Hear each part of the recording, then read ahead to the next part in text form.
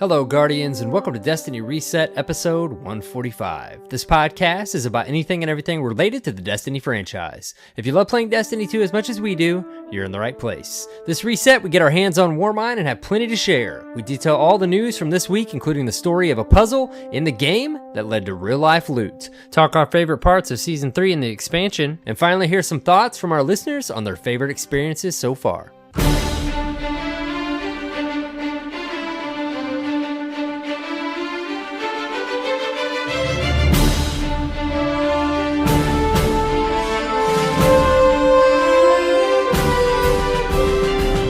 Hello, Guardians, and welcome. It's AER0KNIGHT, and of course, CyborgSasquatch. Hello, friend. Hello. How are you? I'm just coming out of the fog. That is my past week. Yes. I don't know if that means Warmind craziness or life craziness or all of the above. All of it. Yes. All of it. You try to squeeze in new expansion and patch. Every last bit, else. every drop. Yes. Very good. Very good. But good. How are you? I'm great, man. Yeah, same thing. You know, the week as usual, things to do, things to get done, but a new expansion and patch came out. So, you know, got to squeeze in maybe even a little more game time than usual. Yep. So, you know, and if, I don't have to explain that. If you're listening and you're back for the first time in a while, welcome back. Well, lots of people on Twitter and other places saying, "Oh, I'm back. I've missed so many episodes. I'm here." Welcome back. We're still here. We're still here for you, and we've got lots of Warmind talk this week. So you ready? So much Warmind talk. I mean, we might as well just, I'm ready. We might as well just jump right in. Well, before we jump in, though, we got an announcement, right? It's kind of a reminder, something we got going on. Oh, yeah. Absolutely. We still have a giveaway this week to celebrate Warmind, courtesy of our sponsor, Blue Microphones. We are giving away your choice of a Blue Yeti microphone or a pair of their Blue Lola headphones. Ooh. Both of which are really awesome pieces of gear. And we'll be giving your choice of one of those away. All you've got to do to enter is send us an email. I think you can handle that if you're out there listening. You remember email? Send an email to destinyresetpodcast@gmail.com, and we want to know your favorite new activity or feature now that Warmind in Season 3 has begun. We want to know what you're into this past week. What's tickling your fancy, if you will. So send us that. You've gotten a lot so far, yeah.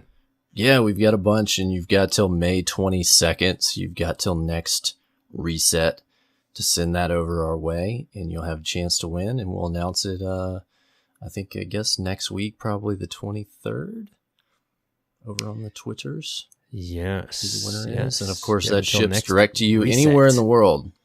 A lot of people, sometimes they ask, hey, can I get that in the UK or Hong Kong or Australia? Yes. Blue Microphones ships everywhere, so you can enter the contest. We don't just say they're awesome to say they're awesome. They're actually pretty awesome. They really are awesome. Okay, I think we get into Warmind now. Yes. Got to start with the TWAB, though, right? The news and the TWAB. They did it again this week, man. All right, you do the transition. What did they do?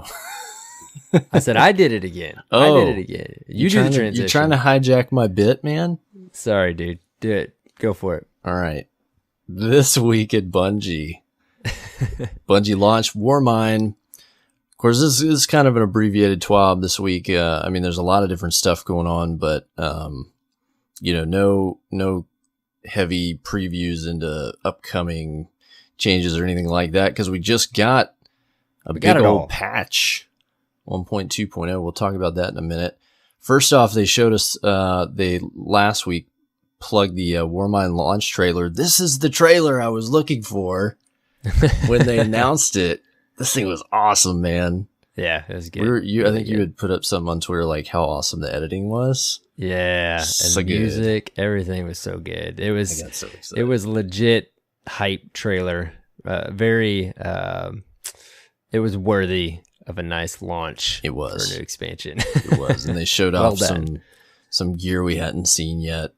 Spoilers there if you're still playing. If you just totally don't want to be spoiled on stuff, there's a couple things in there, so you probably already skipped out. I know a couple of people, I'm like, but it's just this one thing. They're like, I don't want to see it. No. That's fair. Then, of course, they had a full rundown on how everything changes the game. Update 1.2.0 patch notes. We'll get to that after the TWAB. A lot of that we've already talked about in depth. Next, they mentioned the Spire of Stars, which is the new raid layer.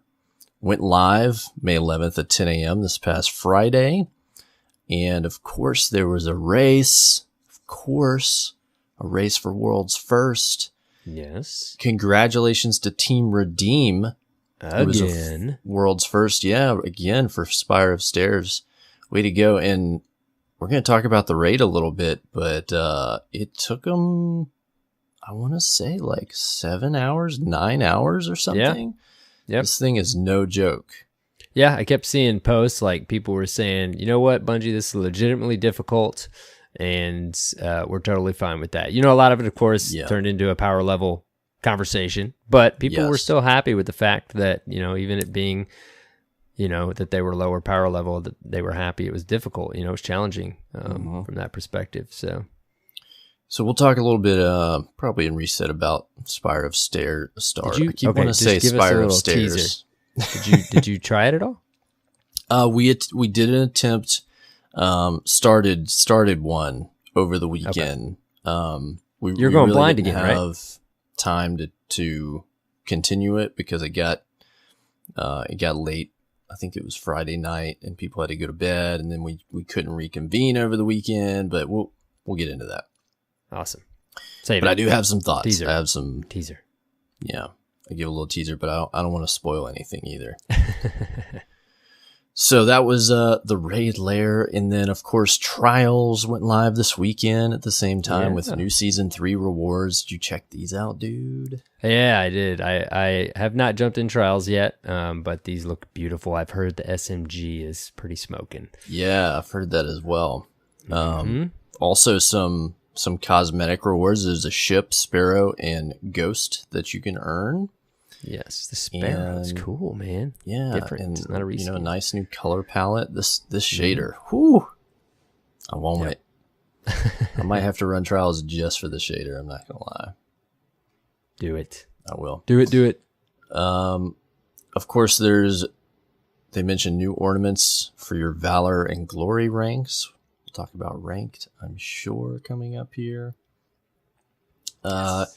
Next up, they mentioned the next Bungie. Well, it's not technically a Bungie bounty. They call it a Bungie Versus. If you missed it on Twitter, Pope Bear has challenged Dimg in a 1v1 match, and they are going to stream it at 6 p.m. Pacific time on May 16th. And then following that interesting 1v1, there will be a team up of Destiny Community Podcast versus Team Bungie. That should be worth watching. They have a poll up for who you think will win the 1v1. I know Dimg's pretty good, so I'm throwing my money on him. Yep, I know. No offense, Pope. No, yeah, exactly. You're as casual as I am. But I gotta go with the MG on this one. So that's cool. A nice little community activity. Next up, some known issues over in Destiny Operations Center of Destiny Player Support. Couple things worth mentioning if you're playing. Clan XP milestone rewards, where you've identified an issue where players are not receiving powerful engrams when completing the Clan XP milestone. They're instead rewarded with legendary engrams, granting rewards at a 340 power. Next up, they discovered an issue at launch with the Crucible Fireteam matchmaking changes, and they have disabled that. There was an issue with Rat King. Basically, I guess within a day that you saw this, right? Oh yeah, their new weapon. They just disable something, which is kind of nice, honestly. Yeah. Some players found an exploit that allowed you to extend the benefits of Rat King to the rest of your loadout, which was allowing players to do things like stacking 5 rockets in the mag and 6 in the reserve and just do ridiculous stuff. Yes. So disable it for the time being. Yeah. So they've disabled that. They wanted to make sure that there was a clean run of the raid lair Fridays. So they have mentioned that they're working on trying to get a patch out for that this coming week. I wouldn't be surprised if reset by the time you hear this, that there's a hot fix. Yeah, they did tweet out today, actually. It's Tuesday, 12:30 in the morning, but on yesterday, Monday, they tweeted out there'll be one that's not going to require any log offs or anything, but that's good. Hot fix tomorrow. Yeah, so I don't know if it's going to fix this, but there's definitely a hot fix tomorrow. So hopefully it will also fix this other one, which I don't know if it will. This one may be a little bigger, but the strike bug we had, right? Oh man, this was killing me too. Yeah. So there's a bug where and this is kind of pertinent for Warmind related activities, but for some reason strikes are not always tracking correctly for some in-game pursuits. Personally, I found it happened to both my milestone for heroic strikes and then also for they call it pursuit, but it, like a quest item. Yeah. And it was really sucking because those heroic strikes are no joke, man. Oh yeah, no, I know. Yeah, I did one this week, just one. But I will painful. Say, Jez, I think it is. Is it Jez on Twitter? Posted a semi workaround. If you go to launch a heroic strike, you will notice if as it's like doing the countdown, it lists the name of the strike. It's going to track incorrectly. So it should just say heroic strikes playlist for the whole time until it launches. So if you see that come up, back out. And he also mentioned when you're going to select it, make sure your cursor does not hit any other node on that selection screen, even after you select it and go to launch it. So I was able to do kind of follow those steps and had no more issues after that. Very nice. Okay. But hopefully it's hot fixed as we're talking and as people are listening to this. Yeah. But there you go. That's a way around it. So try that if you've been struggling with that. I was super upset on Wednesday because I was I need to do these. Yep. I'm trying to power up. Especially if it took you a minute to figure it out. It stinks. Yeah, but I figured it out. An interesting one they mentioned here, console performance. They're investigating player reports regarding impacted performance on some consoles. I don't know what this specifically is. I will tell you there's some really rough frame drops I've experienced since the update, just in certain activities. I don't know if that's related. Yeah. But maybe they'll sort that out. Yeah, I guess it could be anything from loading into certain things to frame rate stuff. Yeah. Who knows? So they go on. There's a series of other small bugs and stuff they're tracking. Go check these out. Those were some of the major ones. They mentioned Destiny Update 1.2.0.2 is in development to hotfix some of the issues they detailed. There was also an issue this week with the companion API where you couldn't see characters or inventory in the companion app or third-party applications. There's also a workaround for that.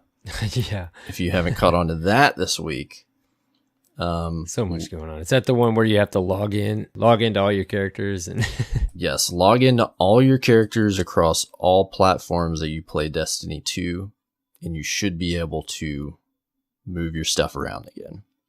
That was also breaking my heart on Tuesday because I mean, you're trying to get the right gear. You want to pull weapons out I was trying to play, and I was I really need to get this thing, but it's on my hunter. I'm not going to swap it.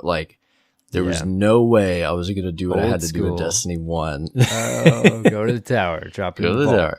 Put the thing in the vault. Change character. Yep. Like old school Guardians. You know what we're talking about. You know that life. Ooh, times were hard, man. Ugh. Remember when the vault was only 16 items? Oh, dude. Remember that image way back in the day somebody made when it was that small or pretty close, and they just like copied a bunch of Galahorns in there? Yeah. Just a troll. I do remember that. Just a vault full when he sold it the second time, and it was like just vault full of galleys. Yep. I remember that. Remember? Do you remember? Do you remember? Then we had the movie of the week. Stuff worth checking out as always. Did he mention in here? He didn't mention it in the TWAB. Maybe it was in a Reddit post. Cosmo mentioned somewhere we're going to see an update to the milestones for the, I guess, like the updates to the game. Like an update to pretty soon. Like a new milestone or something? No, like the, am I calling it the wrong thing? The calendar, the milestone, like the stuff they're working on. Oh, the roadmap. Gotcha. There's what I'm looking for. Yeah, close. Milestones are those things that complete each reset. Yeah, wrong word. They did mention somewhere we're going to see an update to the roadmap, like very soon. I don't know if it's this week or next week, but he mentioned both to this summer and also September stuff. So very cool. Looking ahead, not that there's not awesome stuff right now, but yeah, I was going to say they could probably get away with a little while of not updating that thing, but more power to them. They're not content with that. Update it. Totally cool with. Yes. One thing that is up, there is a guide for Escalation Protocol that Bungie has put up for us that is absolutely worth checking out. There was some stuff some things I intuited. Is that a word? Some things I had no idea on how this thing works. It is a Bungie.net help article. Maybe we can put it in the show notes. Can we do that? Yeah, we can probably make that happen. Yeah, because I couldn't find anywhere it was linked. Yeah. I just found it. I don't remember where I found it, but some I'll have no problem finding it. Yes. Some definitely pertinent stuff. You guys mentioned, like, I've been seeing feedback here and there lately, like that you want more tips and stuff for the game. Like sometimes we don't cover that stuff. One, in Destiny 2, because a lot of things are a lot more straightforward. Two, because we don't always know what you want to hear about. But this is a thing that could probably help you if you're trying to do Escalation Protocol. So a couple tips that I wanted to throw out for this mode and just how it works that are in this guide.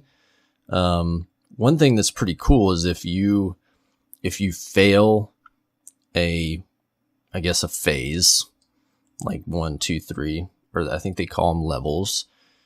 If you reinitialize Escalation Protocol, I think within 60 seconds, you only drop back one level. So say you were doing like level 3 and you failed. If you hurry up and initialize it again, you'll start back at level 2. So you won't have to start fresh, which I think is a great feature. Mm-hmm.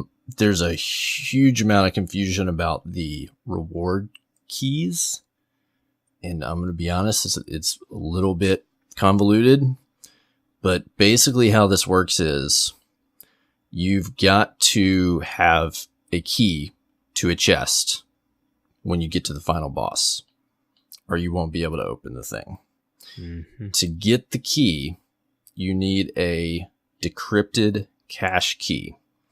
You make that from Rasputin key fragments. You get those from Heroic Adventures, Heroic Strikes, Nightfall Strikes, and the raid or raid layers. So you've got to do other activities to obtain these. Once you get 7, you go and see Anna Bray. She turns it into an encrypted cache key.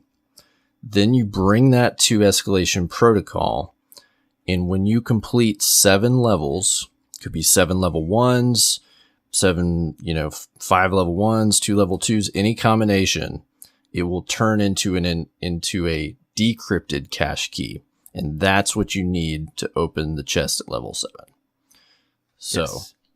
I do like that they make you go elsewhere to get stuff. I mean, that's always kind of fun, but it's, I don't know. It does have several layers to it. And I mean, again, how in the world do you figure that out if you don't look up guides or anything? I mean, I'm sure there's some flavored text on there, but still. I mean, for me, like it just kind of happened that I got one, but I guess they expect you're going to be visiting her probably pretty regularly, at least to start. So like I was able to figure out how to get the encrypted cache key because it has tooltips that explain that, but I didn't even know that I had to decrypt it. Like I was just like, okay, cool, encrypted cache key. This gets me into the encrypted thing. And then while I was playing a bunch of Escalation Protocol, then it popped up and as decrypted. And I was like, oh, okay, well, that's done, I guess. Good to know. But you don't know, like, I didn't know without reading this that you had to do 7 things. Well, it would stink, to get to the end of Escalation Protocol, too, and not have one. Well, and I thought about that, too, but the fact is if you get to the end, you've done 7. Unless that's right. you were to walk into the middle of one. Yes. And it was like on 3 and you did it till 7. So there is kind of a scenario where you could get screwed. I mean, but can you imagine getting that far and then you can't open the chest and you're just like starting at wave 2 SOL. or something. Yeah. I forgot I did see that conversation where like you get one each level and you're guaranteed one. But yes, if you start at the beginning, if you jump in public event, on wave 2, level 2, that would be bad. So bad. So some tips, Cyborg's tips, on Escalation Protocol. Sorry, I don't have any strategy tips because good Lord, this thing is hard. Use tractor cannon. That's all I can tell you. We'll talk a little bit about Escalation Protocol coming up, but so that's some info.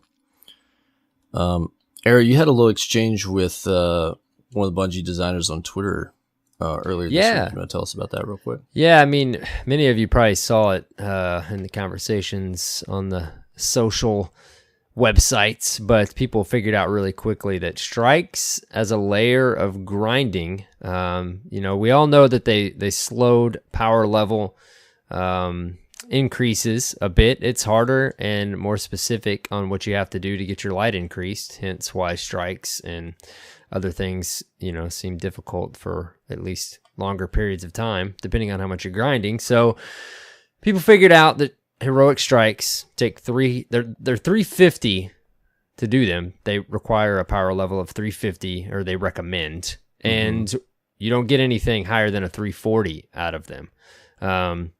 So very quickly, people realized that, what's the incentive there? I mean, you're not increasing your power. I mean, of course you can run your 3 for your milestone, and your milestone Ingram will do so. But I tweeted him, Daniel, out, and I said, I've kind of always looked at Destiny heroic strikes as like our dungeons in Destiny, if you will, like a rift in Diablo or something. So it's always cool to me. It's a good analogy. To have a reason to do them, and I'm sure to everybody. So like they're cool. They're our dungeons. So, when we hit power, max power, at least in Destiny 1, other than grinding for random loot rolls or something, we didn't really have a reason to run them. Which, when you hit max power, you hit max power. But they kind of solved that a little bit with Destiny 2, because every week you can run 3 of them for that powerful engram that will help us in this power level grind. But the loot you're getting throughout and the loot you're getting at the chest at the end is only giving you 340. So anyways, tweeted him that and just kind of, my thoughts and what I've seen other people say. I just kind of mentioned that a lot of people have noticed this and already started to talk about it. And he said, I think this is definitely an area we can make improvements. Giving clarity of reward versus power of activity needs to be improved just across the board, including heroic strikes. So, I did mention like, okay, you guys did, acknowledge this and fix this with the milestone, and we run 3 each week. But he even went on to say like, I don't think that's even really enough. Like, heroics need to be more substantial. And I think he even tweeted several other people, even in a bigger thread than this, about this, and that they're looking into this. And I think in that tweet he said they feel like Warmind is an improvement from Curse of Osiris as far as that grind goes, but they're definitely completely aware of this specific thing and other areas that they're wanting to improve it on. So, that's good.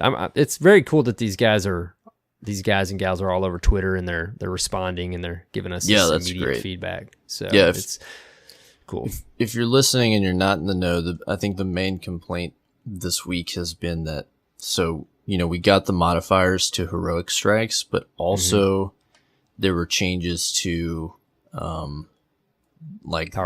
power level grind, like everything is slower there, and then also a change to how delta scaling works, which means that if you're underpowered, it's even more punishing than before. Right. And so with heroic strikes, they're, at first when you're coming in and out of the campaign, they're a lot more challenging. They're what you almost would have expected out of a Nightfall. I wiped, which I was under leveled, but I ran a strike this week with some peeps, and we almost beat it the first go, and then we wiped like 6 times after that. Yeah. And they're, you mentioned they're at 350, and the part of the problem is the rewards directly from the strikes drop at 345 or below. Yeah. So the immediate reward for a very challenging activity is pretty poor. Yeah. And there is the milestone, which is great. But if you compare that milestone to the rest of the activities, your time investment is 2 to 3 times that of any other milestone. Like I kind of I looked through, we've got like the weekly Crucible thing, you've got the Nightfall, you've got the public events. Like you, which they decreased the time it takes to do that Crucible one too, way back. But you can finish each of those in around 30 minutes if you're kind of maximizing your time. The heroic strikes one can easily take you an hour to an hour and a half, depending on how well you're doing in those. One strike like it did us. Yeah. So there's kind of 2 layers to it, like we both kind of hinted at. Like to me and many, strikes should be in the initial grind of an expansion release. They should be a tier in the power level grind. So like right now it would be ideal if they dropped like up to 365 or something. Right. And then something like the milestone that gives you a reason to run them way higher in your power level, or at end game. Yeah. So I mean, what a lot of people brought up is, akin to how the progression worked in, I want to say, the Taken King or post that. Heroic strikes fit a certain place in that mid tier of trying to, get between like your lower light and max light. And it was a source for you to kind of bridge that gap. And the problem now is that it kind of puts pressure on that area of power for there to be some kind of something to run to get you up, and heroic strikes would be the likely candidate, but they're not. Right. So I think it's just something that was overlooked personally. Like I think they were working on, well, let's, how do we make this activity fun to run and challenging to run? But it wasn't looked at from an overall perspective of like, well, how does this reward you? How does it fit in the end game? I does think kind of stink. Literally in just was hindsight. overlooked.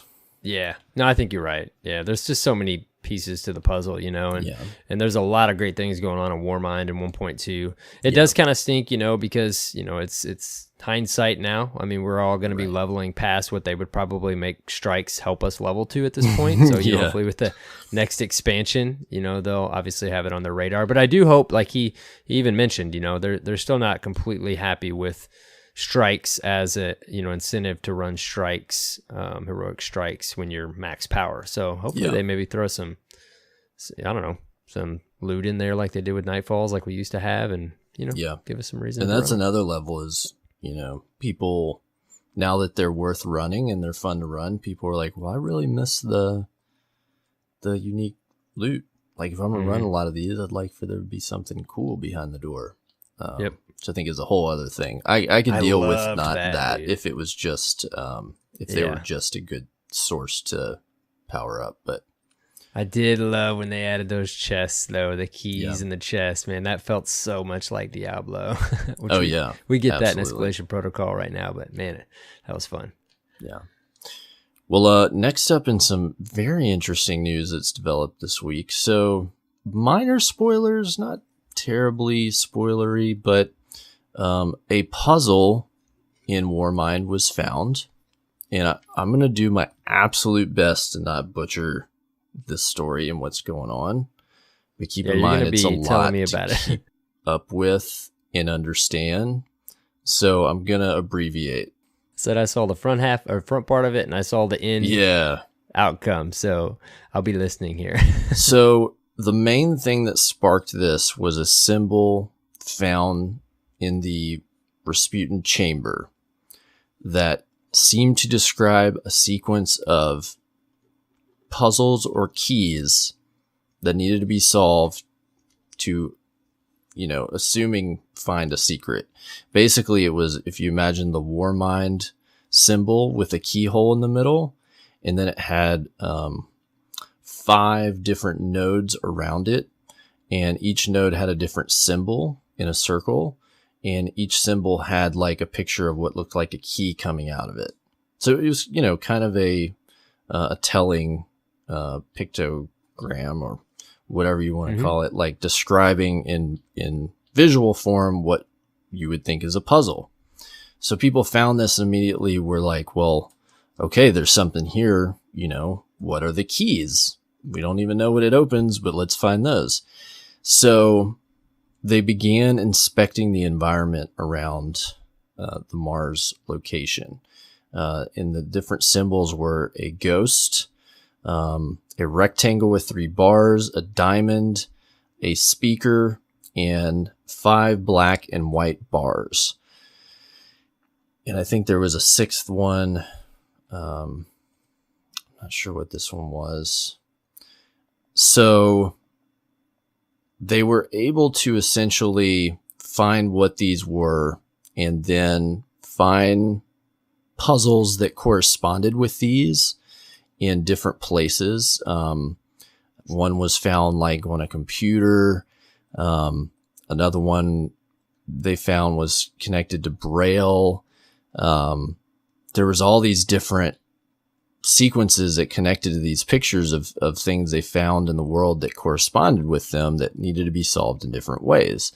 One of them was an anagram of a word. Another, so they ended up with either a word as the key or instructions.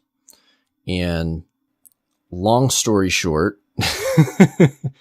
what was found was they all worked towards a cipher that had to be solved. And ultimately this cipher, this puzzle, led to, once it was solved, it was a paragraph. And part of it was a little bit of lore from Anna Bray in her voice. Let me see if I can pull this up and I'll quickly read what the answer was, because it was kind of cool. This is fascinating, dude. It's so cool. Yeah. Let me see. Let me pull it. I have there's literally 6 different Reddit posts about this and shout out, by the way, to the guys over at r/raid secrets. This is where the real action was going down and trying to solve this. And I know there was a lot of different people involved in it. So it's hard to just be like, oh yeah, credit to this one guy, but at least credit to the subreddit for finding and solving and organizing this effort to solve this puzzle. So the ciphertext ended up transcribing to this. Thank you for taking the time to piece together this message, friend. The time of our final conflict is drawing closer, and you and Anna have an important role to play in the events to come. So watch over her, Guardian. I would have no life without Anna or the EXO program. I regret that we have become strangers. Remember that. But we each have a path that we must walk. And ironically, there never seems to be enough time. Hint, hint. Tell her, Rasputin's first attempt was in the right location, but in the wrong moment. Look here. And then there were coordinates, GPS, or a longitude and latitude. I wanted to take note of a couple of things because based on this and several other pieces of lore extracted from the game, the working theory is that Anna Bray's sister, Elsie Bray, is the Exo Stranger. What? Yep. I saw that. It's like, no way, dude. And there's a bunch of evidence for it now, and especially with how some things are worded where she keeps using language like stranger. And I mean, this whole, you know, it's got to be intentional, right? There's not enough time. I mean, come on, you have to know. If you're interested in that, go check out. There's a bunch of stuff on Reddit about it, but maybe we'll cover some of that coming up. We'll get somebody to come on and talk with us about it because I think it's really interesting. And yeah, dude, that's really neat. Take it outside the game like that. Destiny. Yeah. So this puzzle with those coordinates then led to a question. Where the coordinates pointed, is it somewhere on Mars or is it somewhere on planet Earth? Well, on the planet Earth, it pointed to a location, oddly enough, in New York State. When you plug it in the map, as you zoomed out, you find that it is a park called Sleeping Beauty Mountain. This was interesting because, spoilers, on the returned sleeper simulant, which is in the game, by the way. Sorry if I spoiled that for you. The perk has been renamed, and it is a word in, I believe, Russian that translates to Sleeping Beauty. So obviously these coordinates were not a mistake. So then the question became, well, should somebody go there? Like in real life? And they did. And they did the hike up to the park. And they found some stuff, which was pretty amazing. So there's a post of what they found. There's also a video. And one of those things was an actual Valkyrie Spear replica. Oh, man. There was a box of coins of war, like they were, I won't call them Warmind coins. They have some Warmind iconography on them. They were specially made for that. It had a letter from Vicarious Visions and Rob Gallerani, which was the design lead on Destiny 2 DLC. He mentioned, congratulations on discovering our hidden riddle. We at Vicarious Visions work hard to hide the secret for you. Perhaps you solved it on your own. Perhaps you worked together. Or perhaps you just happened to live really close and saw the location online. Regardless of how you found it, you found it.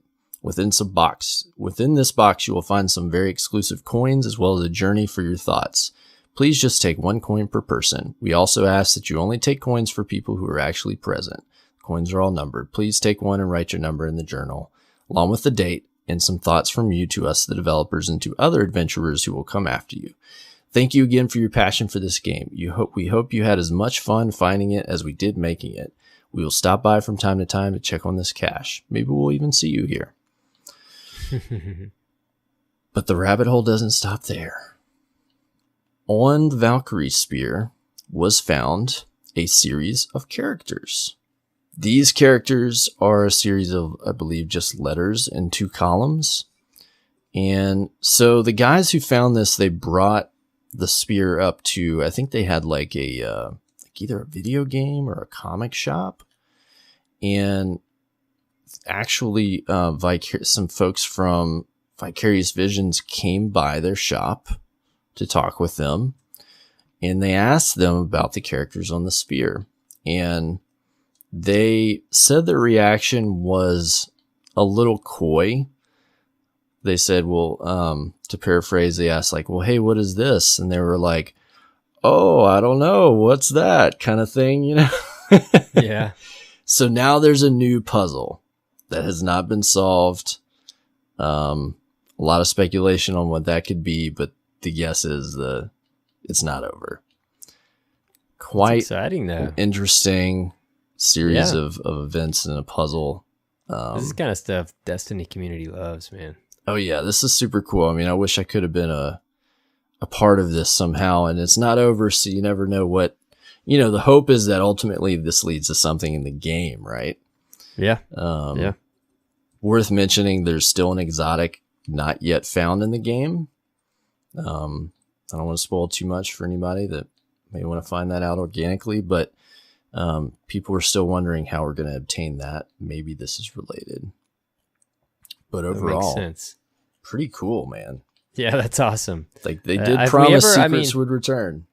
Secrets, again, in game like that, secret quests, secret things is what the Destiny community loves. Have we ever had anything outside of the game like this, like to this level? No. I don't think so, right? I don't even know if we've had really anything to this level. No, I mean, not like period. that. Yeah. That's so cool, dude. Absolutely. Props. Props to VV for putting together a pretty cool activity and puzzle for the community to explore and find. I wish that I could see that Valkyrie up close. Apparently there's one of those at Bungie, one of those at VV, and then there's that other one. That's the only three that exist. Cool. Yeah. And I saw a post today. They were wondering if there was anything on the other two Valkyrie Spears that were at the studios. And so some guys went to Bungie today and basically waited till they could flag somebody walking out of the building. We're like, hey, we want to see your spear. And so Cosmo came down and talked to him and said, no, there's nothing on ours. So that theory has been shut down. That still proves the uniqueness of the community's version then. Yeah. Absolutely. So, a couple other pieces of news. That was great. If you missed it this week on DCP podcast, Destiny Community Podcast, they had Josh Hamrick and John Wisniewski, two sandbox designers for Bungie on. Pretty long episode, about 2.5 hours. A lot of interesting, juicy stuff they talk about there. Definitely worth listening to. I would go check it out. Oh yeah, dude. Very cool. They mentioned a few different things worth noting. I didn't get to listen to the whole entire thing yet, but a couple things that I just found interesting. I think was it John? No, I think it was Josh. They brought up the mod system, and one of them was like, yeah, that thing got put in really late, and we know it's not great. So they know how much mods need work. Yeah. But it kind of, I guess with that transparency, it shows like why it shipped the way it did, you know, like they wanted it in the game, but they didn't have the time to do it right, I think. Mm-hmm. Yeah. Tefty brought up like how much he would love to see like set building and armor and stuff and have different pieces work together. And they did mention like we are aware that people want that and we're taking that into account for the future of armor, which I think is pretty cool. Because that's something people have asked for since Destiny 1 was like, hey, let me have a set of armor built, and then if you have the full set, it gives you certain bonuses. Mm-hmm. So I would love to see anything like that in Destiny. What you think? Oh, yeah. I mean, it'd be cool if you had like... Oh, dude. All the Trials gear, and you get a cool Trials perk or something. Yeah, you know? See, that was... Yeah, and we actually talked about that in... episode 1 of our community checkpoint. Like I brought up Iron Banner. Mm-hmm. Like it would be cool. I even want the perk you get obviously to be challenging an exotic armor piece, because it's got to give you a reason to not want to equip an exotic. Yeah. So you're rocking that whole Iron Banner set, it's giving you some sort of perk, and people speed cap control points. Right. Yeah. People kind of, then they'll counter that with, then everybody will look the same. But at the same time, when events are up, I do like to throw on my gear and I want to look like I'm running the event that's happening, and there's shaders and stuff, to mix it up. So, I don't know. I think it would be cool for sure. Hey, give me a unique effect if I have all the shader on all my gear. There you go. That layer too. Yeah. Yeah, it's worth mentioning too. I mean, a lot of you probably know, but of course, Josh Hamrick's the Sandbox lead designer. But him and John work close together on things, as well as many of their coworkers. But John is pretty responsible for a lot of the exotic tuning that we got. So the weapons, he was pretty amped especially. up, for us to try. And I'm sure he's that there's a team there. But it's cool to finally have our hands on all these exotics, dude. we'll talk about it reset, but I'm working on some catalysts, and it was cool to hear them. And, it was live, I watched part of it live, and then I went back and watched the rest of it. And it's so cool to be seeing the developers this much, whether it's on Twitter or on podcasts. It's really neat. Well, and they feel like they have a lot, I guess, for lack of a better term, like a lot longer leash than they used to. Oh yeah. Like they just, the amount of transparency there is now, like I don't know, 2 years ago you wouldn't have seen those two guys up on a podcast talking about what they talk about. Live streaming, and I mean, I gotta say, I think I've said this before already with something else they've done recently, but it would have been awesome if every Guardian out there could have been at the summit. But I mean, this stuff, that podcast, if you go watch it on Twitch, I mean, it straight up it feels like the summit. Like they're just, of course, I mean, you're asking them questions, they're answering them. It's very transparent, and it's just cool, man. It's neat to have that relationship with the team that creates our favorite game. There's a big difference in providing like close-ended feedback and having a conversation. Yes. Yep. Exactly. Conversation is obviously a lot more valuable. Right. One thing I like that he talked about was he put a really good analogy, because he was trying to convey like what it was like building Destiny 2 and then coming out of it. And he brought up how between like Resident Evil 4 and 5, and how when they put together Resident Evil 5, the developer's intent was like, well, we know like what all is great about 4 and what needs work in 5. So like, we're going to fix all that stuff. And then they put out Resident Evil 5 and they lost a lot of what made that franchise good.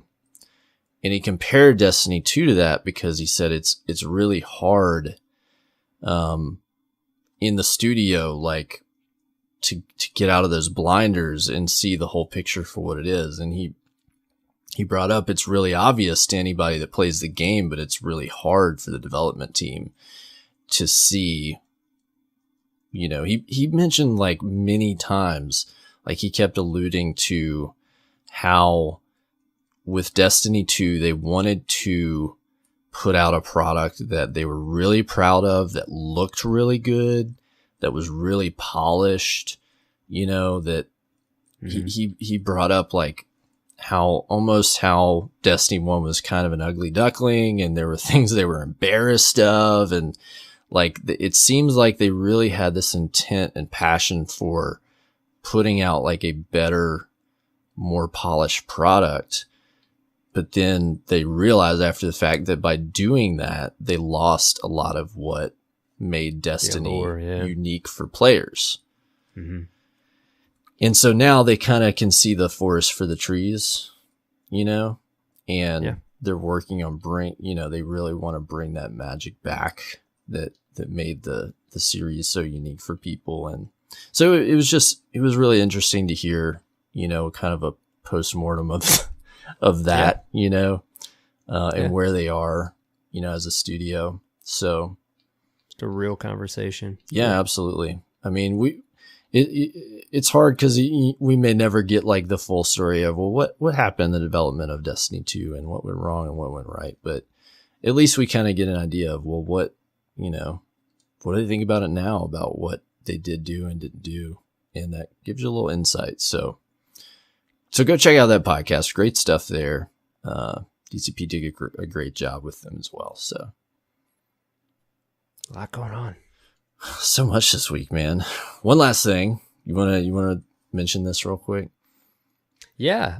We got to give a big shout out. Our buddy, which we know, Holtzman, joined the Bungie team as a gameplay specialist. We just found out recently that our buddy Mercules and Spot the Striker, they started their first day at Bungie. I believe, what was Mercules today? Yeah, both of them started today, I believe. Yeah. So gameplay specialists, there are now 3 of them there directly from the community working at Bungie for a period of time. That's so great. Very cool. So happy for Mercules, so cool. And dude, that guy feels great.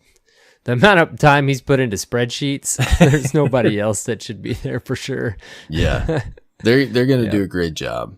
Oh yeah, Spot the Striker. She's not as well known as these other 2 guys, but I kind of checked out her Twitter and I sent her a tweet, and it seems like she's very versed in the game. She's a raid Sherpa, and definitely seems like she is very passionate about the game and the experience. So I'm really excited for these 2 guys that they get this opportunity, and I think they'll do a fantastic job.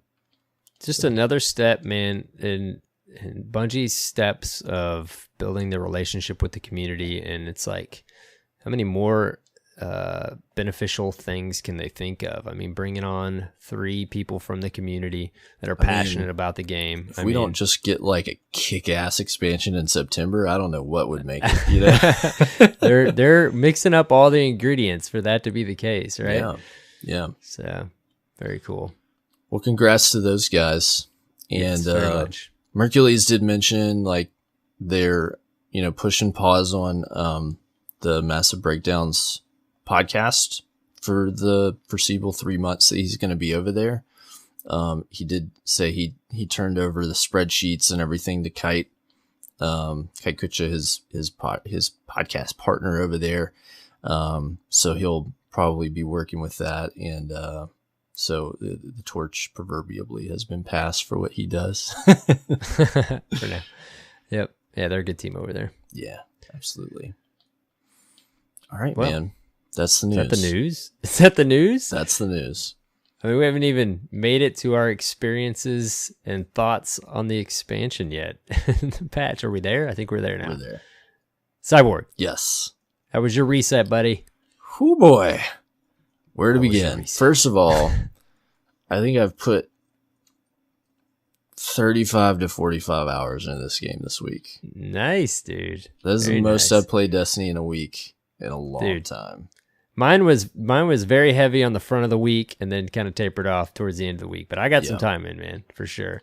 I've had so much fun. So much fun playing this game this week. That Destiny magic. It's that hook.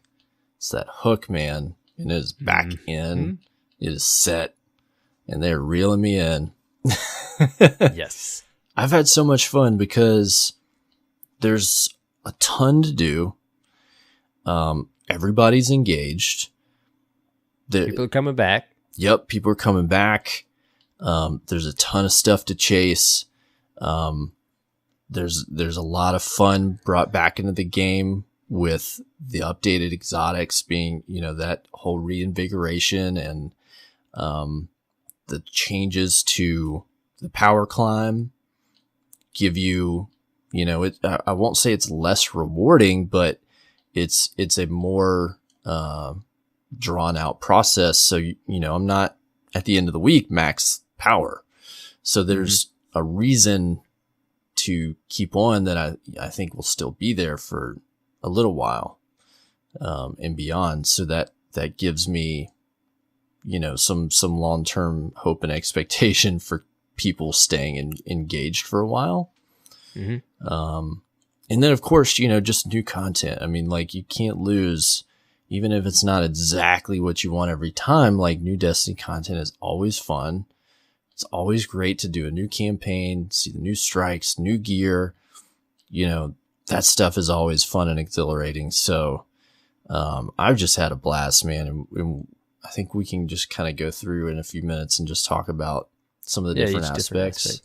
Yeah, that sounds good. I'm right there with you, man. It was all I could do not to jump straight into Crucible because, as you all know, I've been looking forward to ranked for so long. But I did. I PvE'd it up for a little bit, and then did some milestones and stuff, and having a great time trying out new stuff. Did the campaign, did some side quests, and then I ultimately had to dive into the Crucible and try some stuff out. I'll say, like, and this is to their credit, but I was surprised how many people like just went straight to the Crucible. Like they, I mean, I'm not downing ranked. Like I think it's a cool feature. It's going to be awesome. But I mean, I had a bunch of people I knew, they were like, no, I hadn't even done the campaign. And it was like Thursday. I'm like, what have you been doing? They're like, oh, I'm just playing ranked. Yeah. Like, yep. Like, wow, it's amazing okay. Like, what a number and a rank will do, man. I mean, all along, I thought we were just going to get a number to grind. And we've got, you know, for a first iteration, many more layers than that. And then you throw in the exotic tuning and mixing up the Crucible sandbox. And it's, dude, it's fun. Yes, and it seems like there's something for most people. I won't say everyone, but you know, there's something in this that gets lots of different players excited, which I think really works to the expansion's favor of getting everybody that wanted to come back. You know, for the Crucible oriented, there's the rank stuff for the diehard Crucible. There's new trial stuff to do. You know, there's the new raid layer, there's escalation protocol, there's just all this different stuff to do.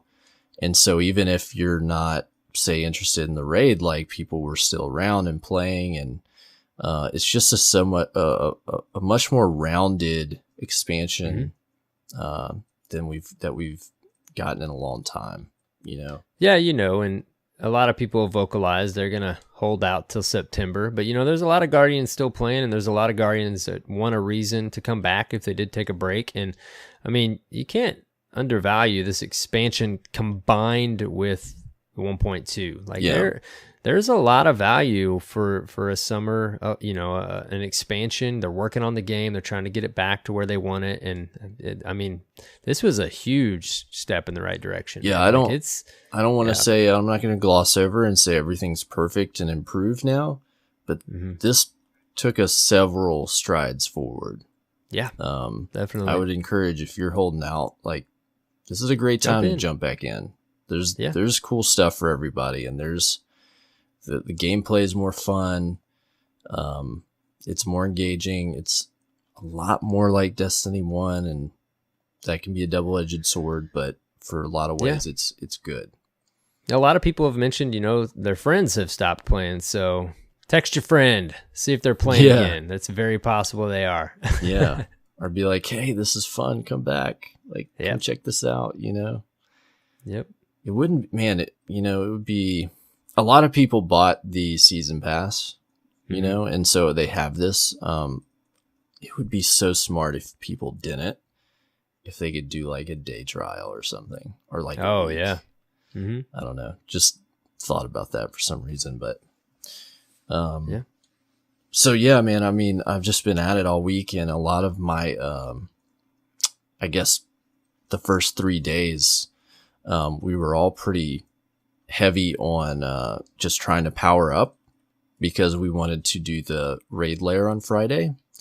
Friday evening, we weren't trying to do the race, but we wanted to gear up so we could at least jump in there the first day and see it and enjoy that, like, blind and fresh like we like. So I kind of prioritize like getting through campaign and then just doing everything I could that would power me up, from the milestones to just everything else. Right. So, by Friday, I was right at, 360 going into the raid. And that was a hard climb. I mean, that was like 24 hours in 3 days of, of playing, like, and, you know, in the beginning of the week, like, in leading up to that, and especially Friday once the thing launched, like there were definitely a few different camps on how people felt about one, like the new power climb, and two, the way the raid launched.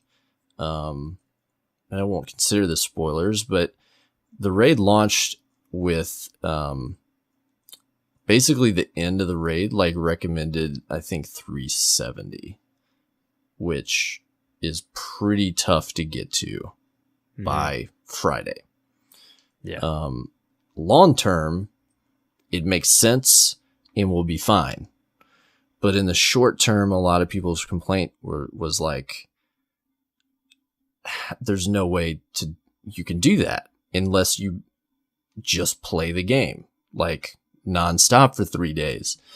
And I think there's just kind of two sides to it. Like on one hand, I see they like, of course the race is like a big tradition now for the community, and you want the most dedicated folks to be able to do that and participate, and they get to go in and achieve that, and they've got to put a lot of work in on the front end to be able to do it.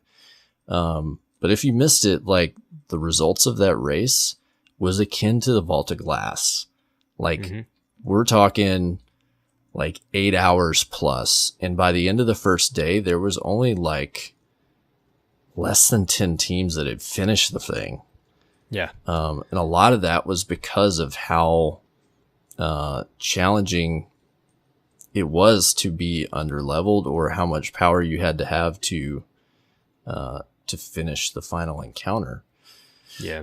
And so I've heard it from a few different angles. You know, some people were like, yes, this is great. Some people are like, this is ridiculous because it's unrealistic for anybody. Yeah, I saw, some feedback of like it's artificially making it difficult, but it's like, I mean, I understand where they're coming from, but I mean, it's your level. Like, we gave some criticism last week because, we really wanted to see the raid back a little bit, maybe even start the next reset. But, when you look at it this way, Friday kind of works, max power is 385. It's 370 to get in the raid. You realistically were at 360, 365 when Friday hit if you wanted to. The grind was still there heavy, and some people couldn't make it. But I don't know. I think I'm okay with it. It was challenging for people, and the majority of the tweets and feedback I saw was people loved that it was difficult, and not a lot of people were finishing it the first day. Yeah, and even over like by the end of the weekend, by Sunday, I think, like, I don't know the official tally as of today, but at that point, it was like less than 30 teams had finished the raid. Yeah. I mean, that's nuts. Mm-hmm. And people are loving that final boss encounter as well. I won't say anything. I haven't, so my, like, going into it, my experience, I went in at 360. I know we had one, maybe two other guys that were 360 or above. 2 or 3 of us were like around 355-ish, and we did the first encounter, and that took us a little while. And part of the difficulty like was the sub 360 guys were taking a lot of damage. Yeah. That was tough, and so we just had to, like, things had to be executed just really well and perfectly. But I want to say the first encounter, so much fun. Dude. Very cool. You're going to have to see this. I don't know if you have you watched it? I didn't actually catch much of the first encounter. I caught quite a bit of the final encounter. Like, everybody in the group was like, this might be my favorite opening raid encounter ever. Very cool. It is so much fun. It's super unique. I don't want to spoil it if people haven't gone in yet, but you're gonna love it. Like, that's awesome. Well, maybe next week we'll talk about it in depth. So, but we got through that. We're really proud to finish that off. There's another section, I don't really think this is spoilers, but there's a platforming section. Got through that pretty quick. And then we got to what I know is like the final, encounter room, But, like most raids, there is a, like a initial part of that, just like most final bosses in Destiny raids, you do a thing and then there's the final encounter, right? Right. By that point, we had people that had to get off because it was late. Because I think we started at like 10:30 or 11, and it was like 3 by the time we got in there. So we didn't really mess around. Like, we messed around there a little bit, just kind of trying to sort it out. So I haven't seen much past that. I will say that also part of this encounter, maybe one of the most unique things I've ever seen in the game. Wow. So just based on what I've seen so far, and I haven't seen the final encounter, like, hats off again to the raid team. And I said this with Eater of Worlds, but they're knocking it out of the park. Like, the design. That's great, dude. And pushing the envelope, like doing things that are original, like really just knocking my socks off. The Raid Machine stamp of approval. Yeah, I'm loving it. Review in progress. I'm really excited to go back. We just couldn't get everybody back together this weekend. Like, we wanted to go back in and try, but it was Mother's Day weekend. People had stuff going on. Like, so we're gonna crack at it again this coming reset. I can't wait to go back in though. I'm super excited. That's awesome, dude. You sound super excited. Yeah. I can't wait for you to see this opening encounter. It's so fun, dude. So, like, that was a lot of my week. And of course, like, doing, the campaign and milestones. And then there's some stuff to do, in the patrol zone. Have you taken a look at any of that stuff yet? Yeah.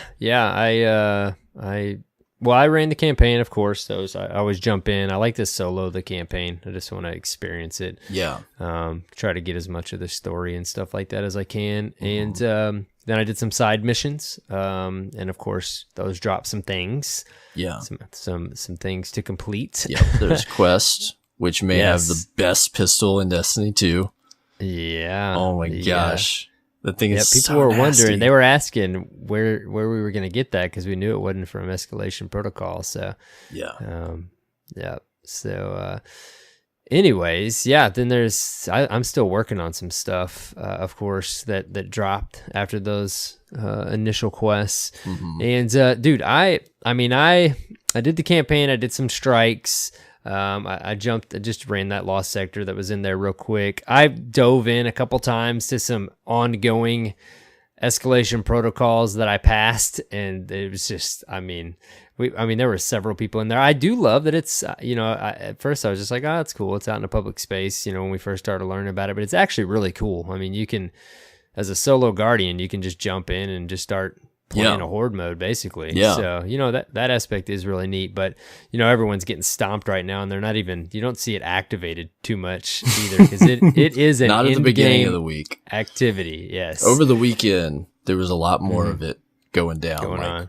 Well, and all the videos that I saw covering it this week, they're like, we managed to get 9 people into an escalation protocol, and we did beat it, so it's like, people, like you said, are finally starting to hit where they don't have to have as many people. It'll be cool to see, in a couple weeks when people are 380 and stuff, and it's supposed to still be in-game activity difficulty, but at 3 guardians at 380, 385, it's still supposed to be challenging, and strats will be needed. So it'll be interesting to see if that does, actually play out that way. Yeah. But I'm excited to get to that point. I mean, I love PvE stuff like that. Anything it's like a horde mode. How many times have I mentioned a horde mode? So this is fine for me. But dude. And then of course, after I ran some of those initial things, I had to jump in the Crucible, and man, the Crucible, it's, I jumped in I soloed, quite a bit this week. And then I jumped in a fire team for a little while, and,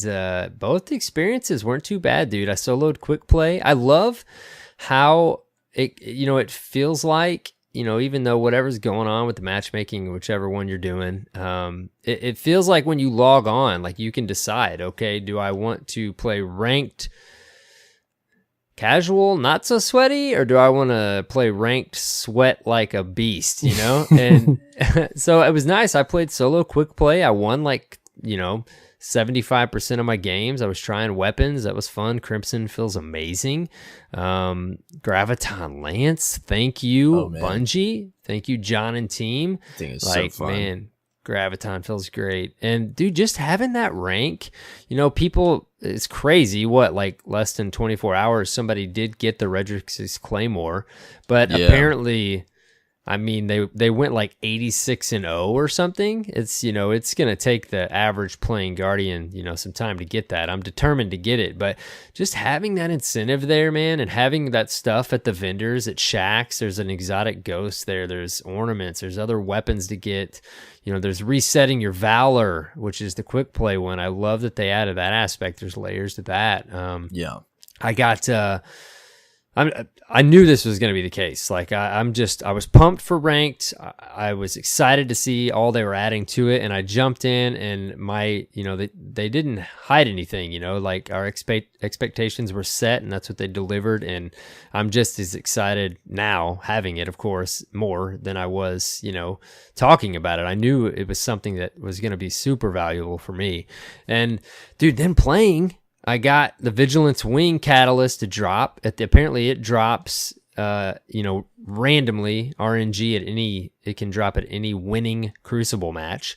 So it dropped on screen for me. So I was pumped. And then the one heroic strike I ran, which was the worm level again, which, oh man, it was challenging. I already talked about that, wiped several times, but, Crimson. So it dropped as a node actually in the strike, and then at the end of the Crucible match, it just came up on my feed for the Vigilance, but the Crimson Catalyst dropped for me in the one heroic strike I did. So I'm like, dude, okay, the two weapons I probably would have said, please give me first. I'll take the Graviton as well, but yeah, so I'm working on my Catalyst for those two, and dude, I don't know, it's like those Catalysts, man, we talked about that in that community checkpoint, what they can do to add incentive to the loot that's already in the game. And Catalyst is a layer that I never even really thought of. They immediately make all the content valuable in the game, and you have incentive to do it because you can, as long as you have an exotic on your account, doesn't have to be on character, you just have to have it in your collection. The catalyst can drop for you. So I'm just chilling playing Crucible. I thought you had to have it equipped. No, I don't think so, man. You just have to have it in your collection. I'm almost certain. Yeah. Interesting. So yeah, and I know for some of them, so they all have different requirements. Mm-hmm. A lot of them are from doing powerful strikes. The wording is killing powerful enemies in challenging strikes or something like that. Yeah. And that's to get the masterwork, right? Is what you're saying? Well, to get the catalyst. If you look in the tooltip, if you don't have the catalyst, most of them will tell you where you get it. Mm-hmm. And some of them are different, for, what is it called? I can't think of the name now. Actually isn't a catalyst. Tractor cannon. For tractor cannon, you have to kill a certain amount of enemies with it for it to drop. Okay. And that's the only one I've gotten so far, by the way. Nice. I think because, I was assuming you had to have the weapons equipped to get them to drop. I'm almost certain you don't. So I might just not have the luck. Yeah, I did I know they're not dropping for a lot of people either. And I see what you're saying now. I actually have my game up and I pulled up the Risk Runner. It tells you on the catalyst, for the Risk Runner, it says found in strikes against the most challenging opponents. Mm-hmm. And I'm almost certain, man. I even tweeted it out, kind of the 411 on how to get catalysts, and I'll double check and maybe follow up next week, but I'm 99% sure you just have to have them on your account in your collection and it could drop. Yep. So I got super lucky. There's some that haven't gotten any to drop, and I get Vigilance and Crimson to drop. So I'm immediately working on those. Those masterwork versions, dude, because the weapon tweak and tuning of the exotics alone is ridiculous. Now you add that did you see Catalyst Masterwork? Oh, did you see what the Masterwork for Vigilance Wing is? dude, it's full auto, Full right? auto, man. And does it have increased range as well? I think a little bit. Not sure, but I could be wrong on that. full auto. Seriously?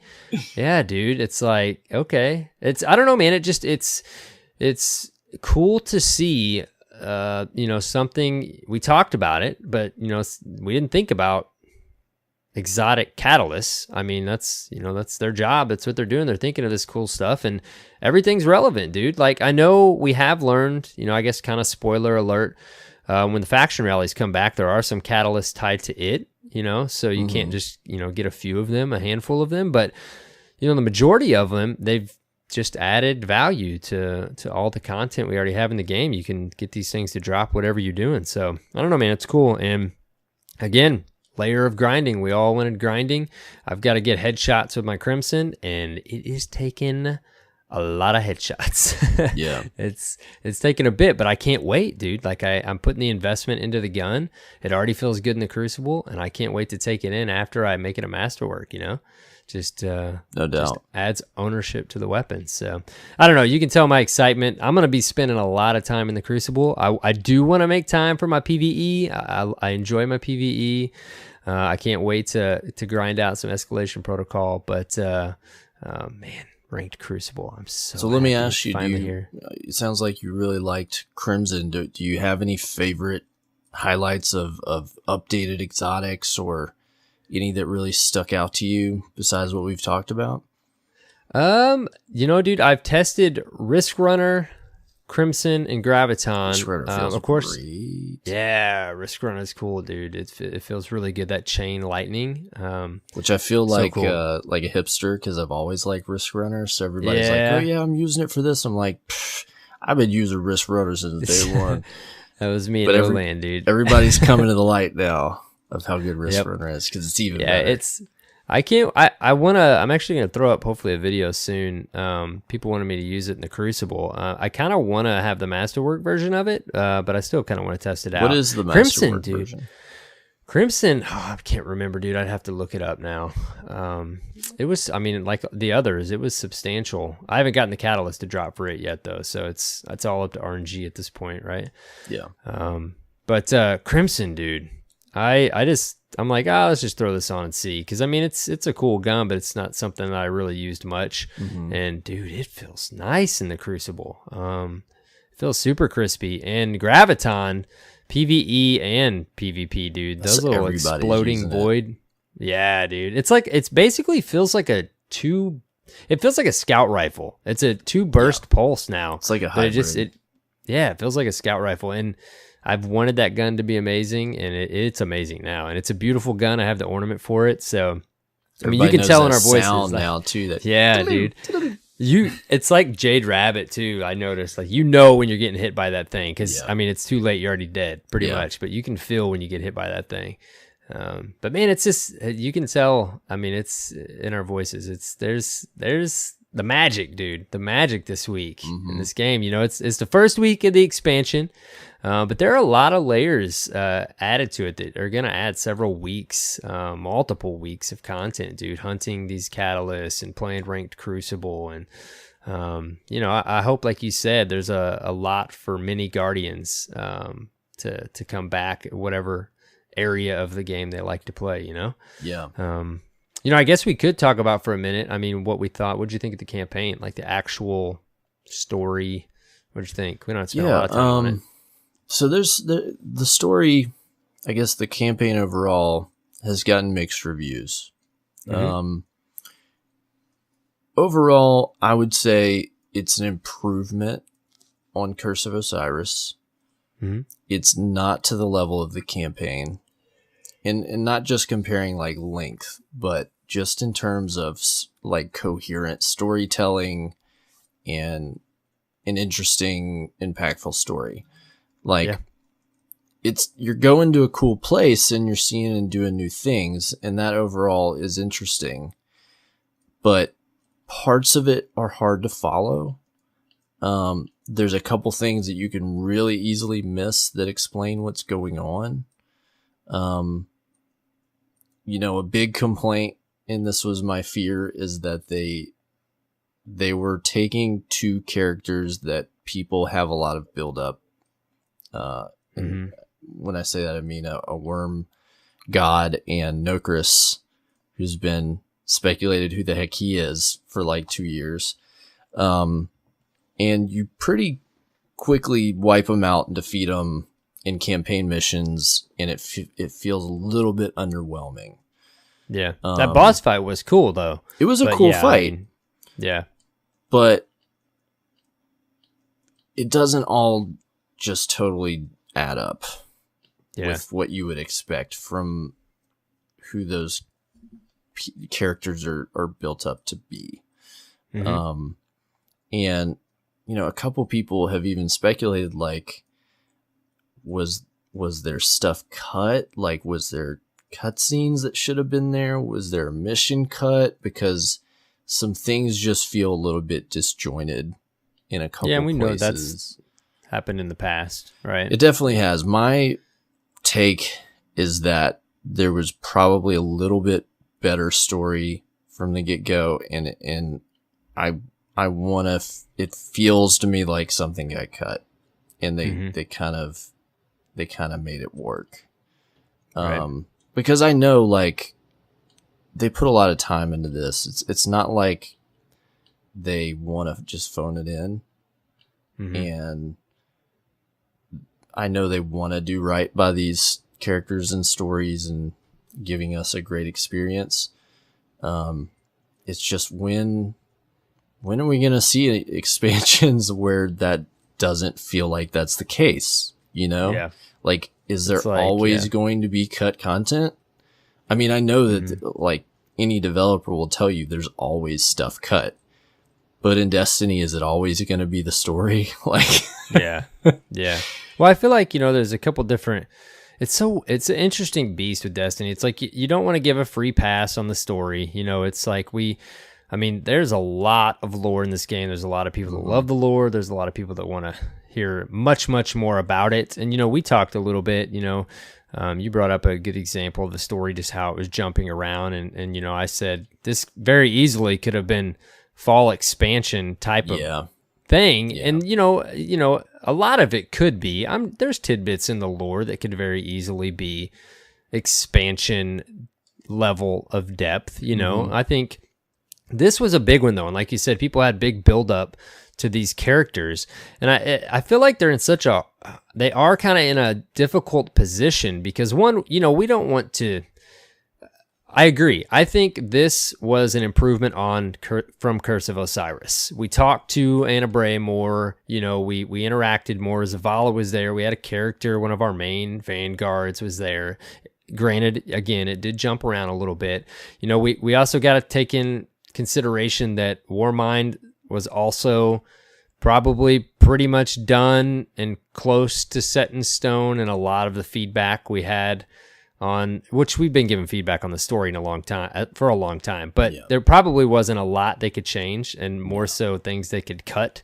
But again, you don't want to give them a free pass. We want the story to be substantial, and the other layer of it is everything we get with a $20 expansion. There's a lot inside of this expansion, and the story, while we don't want it to be, is a percentage of the rest of that stuff. Yeah. So I think it's the challenge to Bungie to figure out how we as the player can not feel like we got an abbreviated short version of some substantial characters while also getting all this other stuff we want in an expansion. And please also release a massive patch with all kinds of other stuff. Right.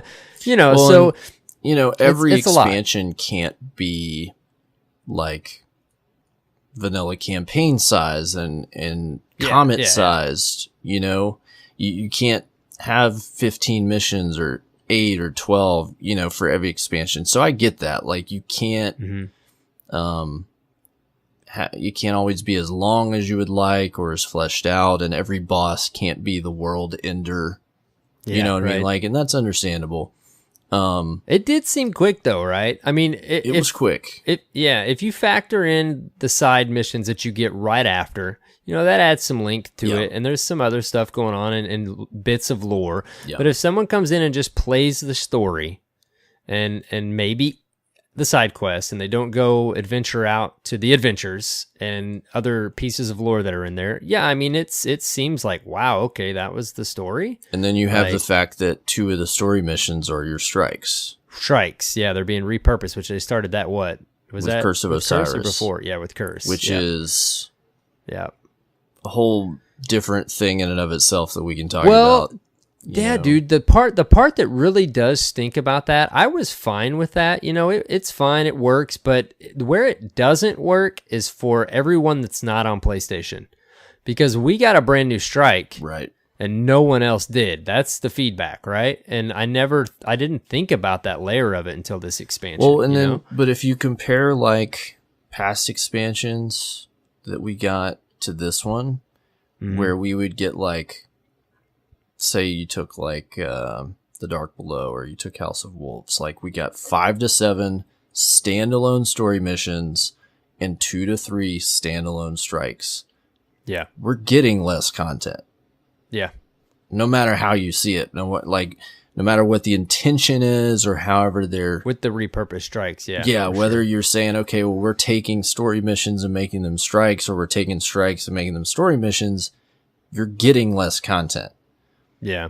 So, a question there is, okay, if you're spending less time working on unique strikes, then, maybe the story elements should be there. My attitude is I'm okay with the strikes being story missions, but then I'd like to see like a 7 mission campaign then, if that's what you're going to do, which is really, if they had expanded this story properly, that would have been a better length, in my opinion. Yeah.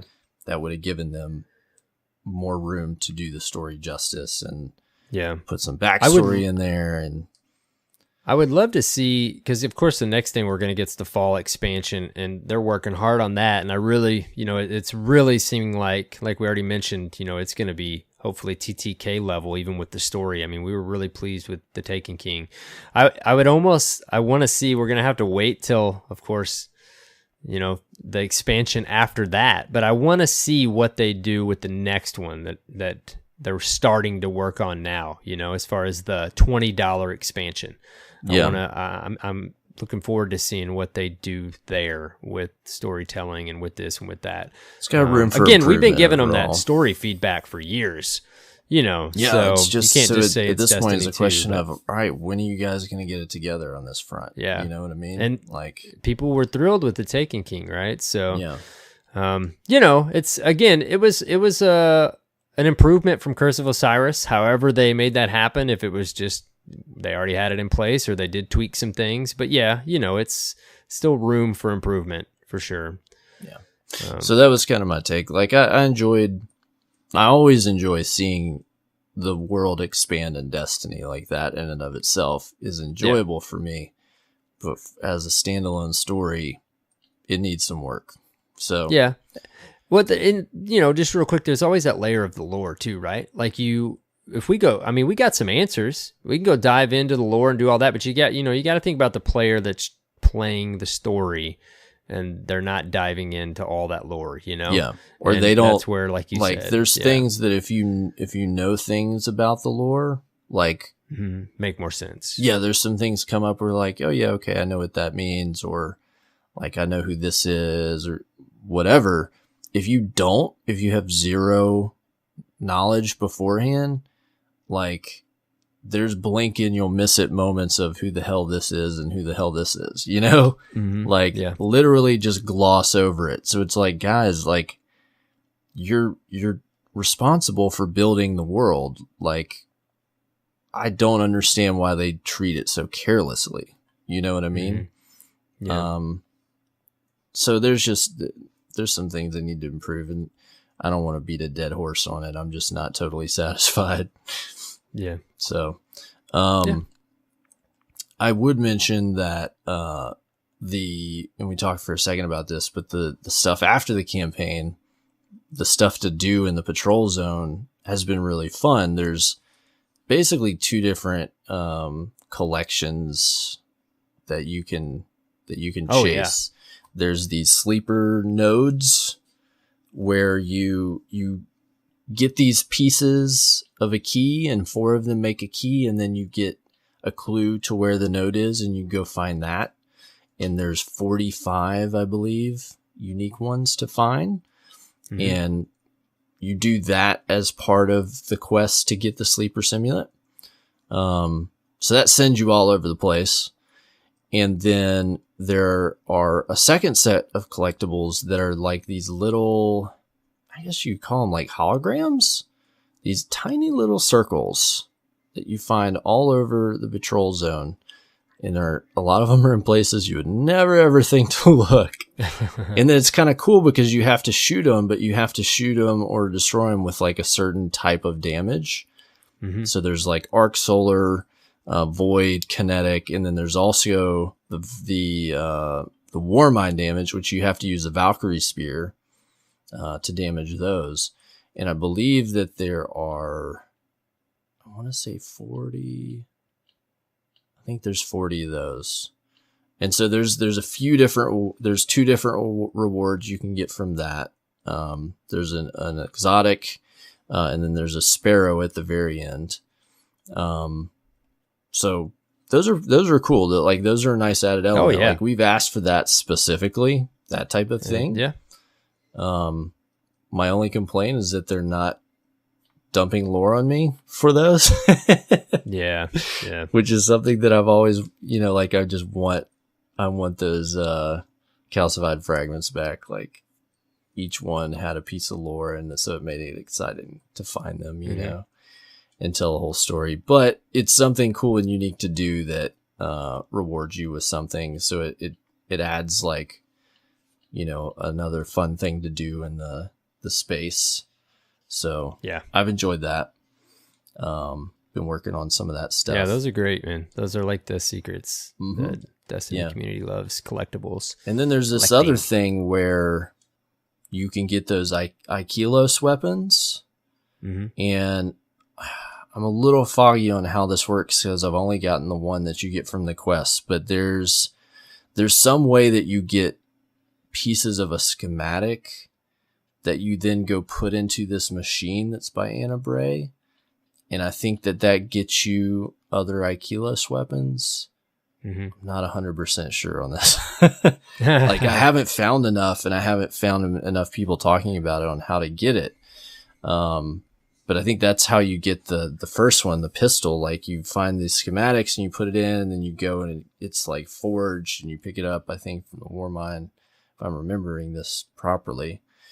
Yeah, and they're just figuring out. I mean, they're finding the exotics, the secrets, this or that, sword. It's all kinds of stuff. There's just a lot of cool stuff to do. Like, yeah. Mm-hmm. A wide variety of things. And I find that really fun. Like it gives you different things to chase and like stuff. Okay. You got downtime. Like, all right, I'm going to go to the Hellas Basin and I'm going to do this to collect key fragments, and I'm going to go find 2 more of these things, so there's like lots of different stuff you can tackle for different moments, which is always fun.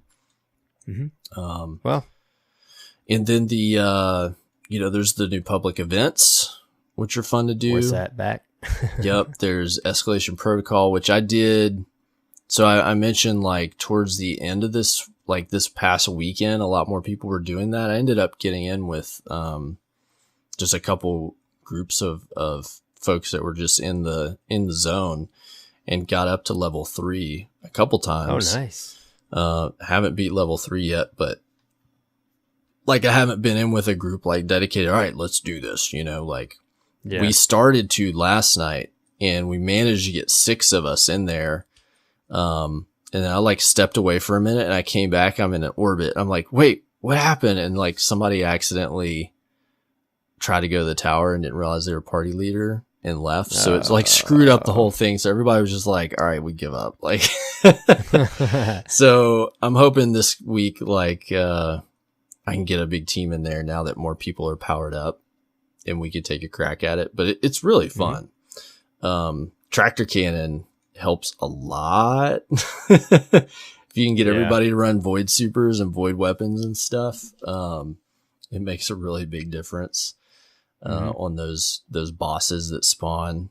You know, like there's an ogre, and then there's a wizard, and then level 3. It's just fun, dude. It really is a cool. No, it was a knight. It's a huge knight. Yeah, like half the size of Crota. Big old knight. We didn't beat him yet. I still want my true horde mode that's endless. At least they're like 50 waves and it resets every week. But you know what? Yeah. This works, dude. Like it's cool. It's out in the public. It's cool. People can just jump in. It's very organic. It's hard. It's very difficult. The community's been asking for that. Yeah. And it is neat, man. Like it's a neat addition to, you know, they really sold it like as being a main part of the expansion. Yeah. But you know what? I think it's gonna, you know, it's gonna pay off as that. You know, it's gonna take several weeks. They're kind of time gating us on the loot, but that's okay. Like, yeah, the main complaint people have is just that it's not accessible to a high degree in the first week. Yeah, which I'm okay with. Yeah, I mean, I'm ultimately okay with it. But then, you know, some players, maybe they don't do the raid. They don't play competitive trials. So, like, they may only have a number of things that they're interested in doing. And if this is that thing that would be valuable to them, but they can't really attempt it because of the difficulty involved with the power level, it kind of sucks that you can't access it in the first week. Like, it just makes me think about, well, what could they have done to make it more accessible to a degree? Like, perhaps if maybe the first 3 phases are a lower power level and then it ratchets up. Maybe there were some smaller rewards at, you know, I don't know, but isn't there like something at 3 and 5 that you get? Yeah, there's a chest you open, I believe. Yeah. All right, but you don't get the armor or the weapon from those. Right. You get those from the bosses. So what do you get at those chests? Actually, I want to say you get the armor at the level 7 boss. Okay. Just armor, I think. I could be wrong though, man, because I feel like I don't want to say wrong, because I feel like there's certain bosses that drop armor and certain bosses that drop weapons. I don't want to tell the listeners wrong. I know there's I some feel kind like of the only reward way there, they but... could. I feel like the only way they really could have done it is, and I don't know how they would have done it, is your way I didn't really think about. Ultimately, dude, we're all going to be high level, and the first week is going to be well behind us, and like we don't want it to be easy. So like, it would have been nice if for the first week that was in place, or you could choose a difficulty, or you know what I mean? Right. Like ultimately, like we want this thing to be difficult. But yeah, I see what you're saying. You know, you get your solo guardian who doesn't raid, doesn't do this, doesn't do that, and this was sold as Escalation Protocol DLC. You know, and they can't. I mean, I guess they kind of can experience it. They're just going to get stomped unless they have a bunch of people. I was in there getting with them. we could not get through the first wave in the first 2 or 3 days. Dude, you remember me saying at the summit? There were some people that had a 6-man team, and we were like, we didn't realize it at first. Like, how are you guys getting through the first wave? It was just 3 of us in our fire team, and we were getting destroyed. We never. Yeah, there's no way at like less than 360 that you're going to beat that ogre with 3 people. Yeah. Like, we tried it like in the first couple of days. We're like, nah, like this isn't going to happen. Like we failed to do less, like a third damage to the ogre. We're like, nah, this is not going to happen. So, so I don't know. It's not perfect, but the content's there. It is fun. It ultimately, like you're saying, it will have some value and it'll be there, and it will have some better longevity because of how they shipped it. Yeah. But I've just heard some folks like that are more casual players that were just kind of like, this kind of stinks. Like I can't play it. You know? Yeah. I get that. I'm hoping for that casual or solo player. I really hope this pans out to be an in-game something they can experience. If they don't raid or don't do trials, like you said, it's going to be a matter of kind of luck and timing. If they join into a public space that has several people doing it, but it's at least the opportunity is possibly there for someone that plays solo to be able to experience in-game content like that. Yeah, and another thing people are focused on as well is like they really want it to have matchmaking, like so you can get in with groups of people because basically you want as many people in there as you can. Right. And in order to get like a coordinated group of 6 to 9 people, like you basically have to exploit the systems. And that's what, I mean, it's the same thing that people did for the Court of Oryx. People did it for, what's the name of it that was in Rise of Iron? Now I'm drawing a blank. Oh, I am too. I don't know if it's going to that thing. I mean, people did it. Bungie knows that people did it, but we still have the same problem in this, that, you know, you can only have 3 people go into patrol, and you can only have up to 9, which is fine in the total zone, but you have to, like, if you want to really, like, coordinate, you got to work around all that to get people in there, and it's like, you almost just wonder, well, why don't you just set it up like Prison of Elders, you know? Yeah.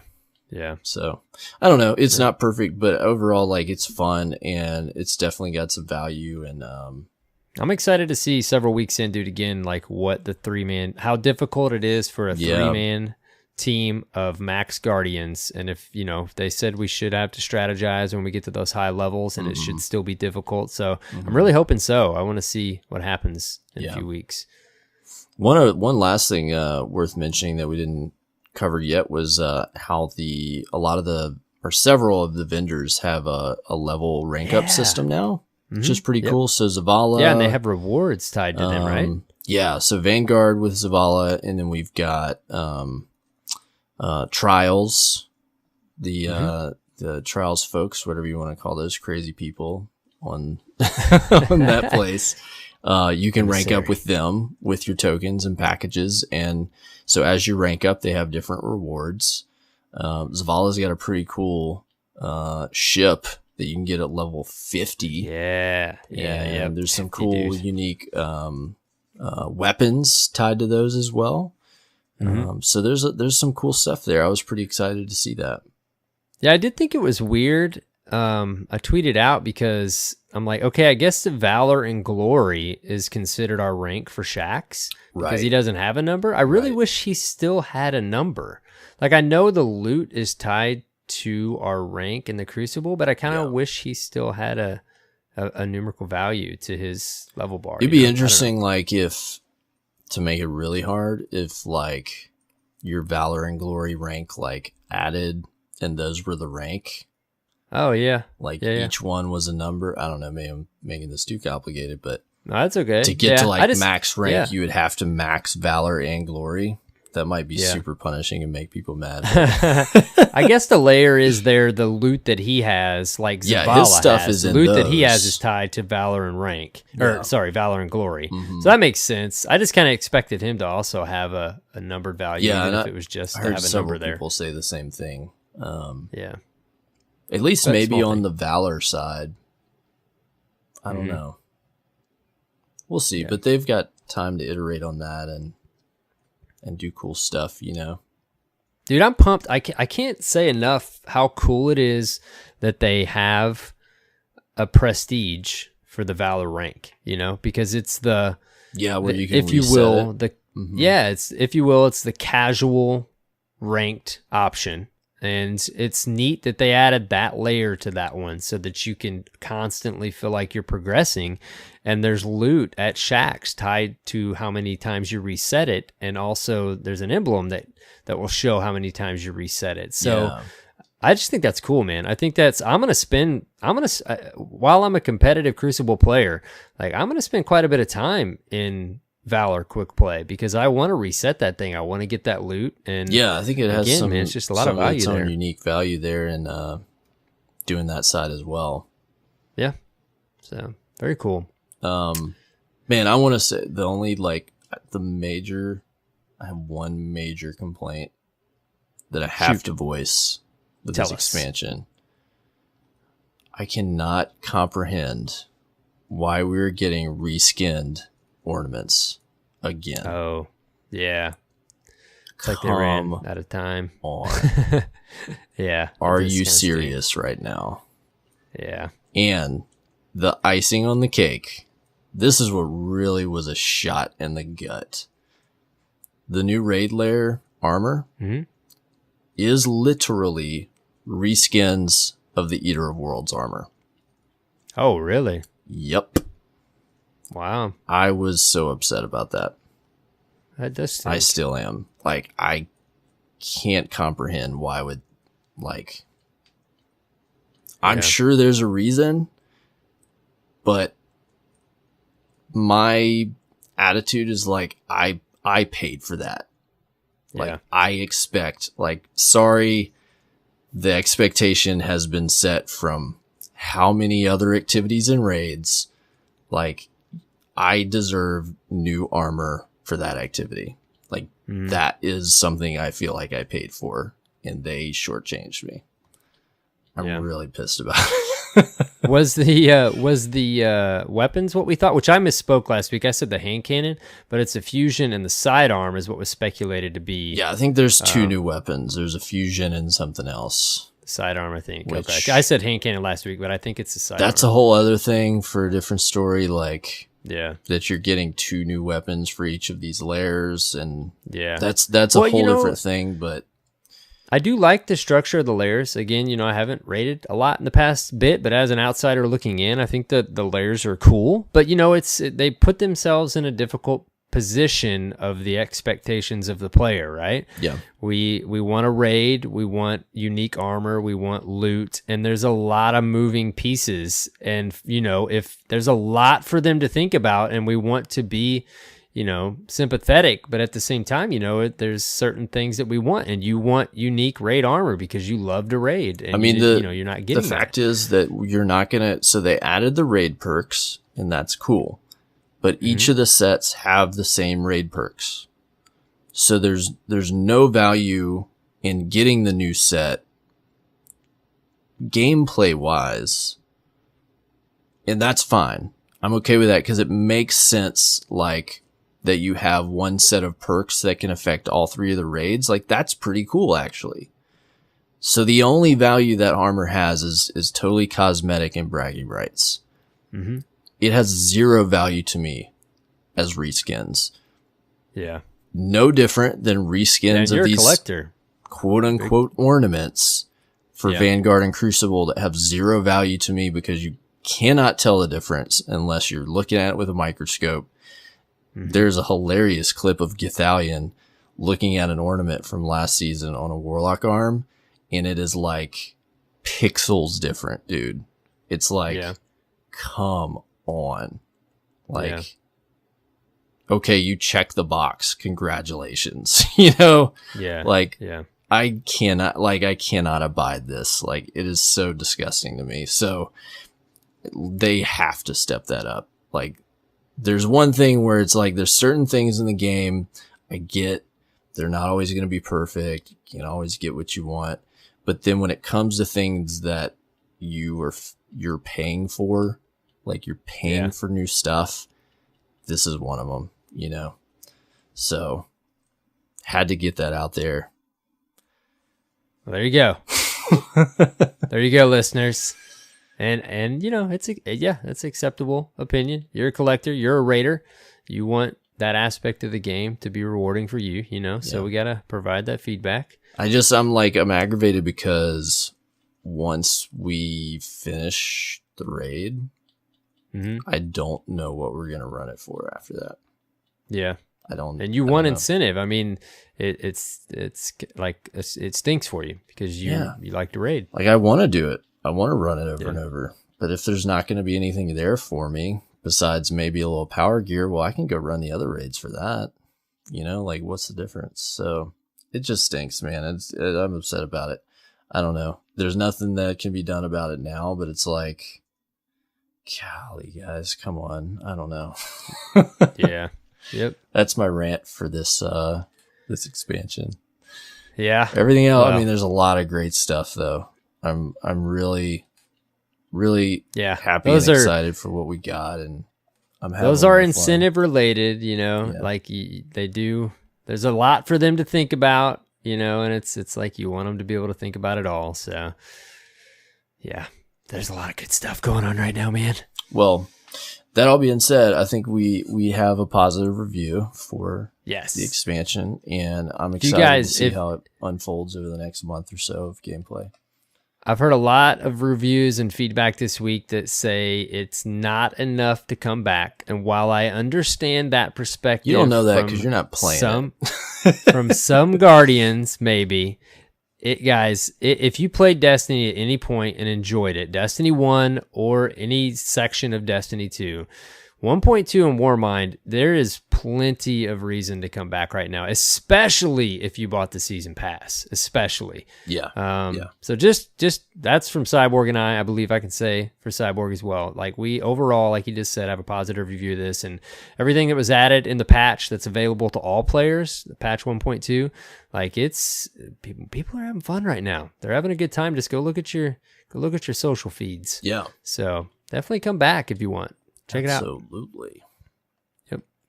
Well, we've got a bunch of Dirt Fam discourse this week. We do, man. They've been sending it in. Here, let me take this first one. It's a really long one. I know you like to let me read those really long ones. I'm tongue-tied. I don't know if I can read this one. This one. All right, be ready, guys. Andrew sent us an email. By the way, thank you, Andrew. It doesn't matter how long your email is. I'm just messing with Cyborg here.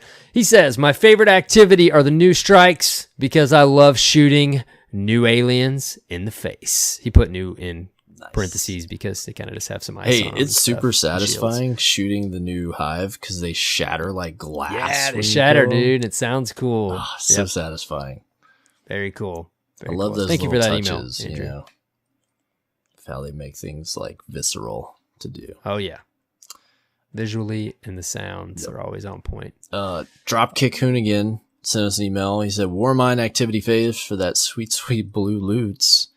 Morning fam, so far I would have to say that the new weapon progression grind is my favorite aspect of Warmind, especially the Aikilos grind on Mars. Mashing quest progression in with escalation protocols and looting music boxes just feels right. Have a great reset, Dropkick Hoonigan. Thanks, dude. Those are fun things. I'm really enjoying that aspect of it too. Yes. You want to read Barry's email? You really get the long one. Yep. I really get it. I set myself up. I didn't even realize it. Barry, a.k.a. Sir B. Leslie, a.k.a. the Facebook King, sent us an email. Says, Warmind thoughts.